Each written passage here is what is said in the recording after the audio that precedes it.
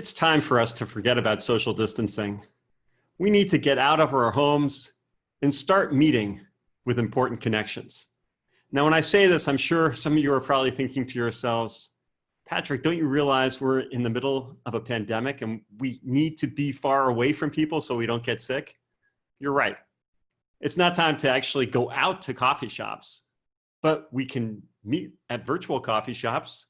Thanks to this handy green screen and the backdrop of one of my favorite coffee shops, I've been having a lot of meetings in this shop, getting together with people for 15-minute conversations. When I invite someone to a 15-minute conversation, they always say yes. People are looking for diversity. They want to see somebody different than their family members. And in these conversations, what I'm simply trying to do is rekindle a relationship. I'm primarily looking at my first degree LinkedIn connections, people I haven't spoken with in a while. And when I meet up with them, I just want to check in, see how they're doing in this time of pandemic. How are they managing the homeschooling thing? What challenges are they facing in their business? And through these conversations, I've learned all sorts of interesting tips and strategies for dealing with this difficult time.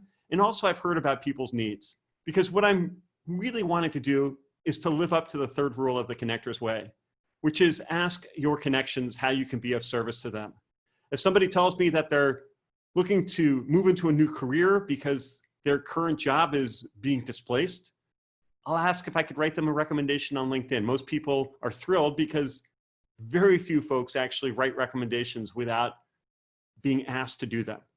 If someone says that they're recasting their business, they have new services, I ask if I could write a review for them on Google.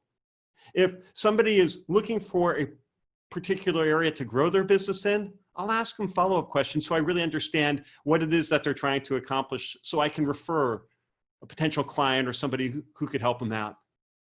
It's these little things that add up. And when you help others, some people are going to naturally want to reciprocate.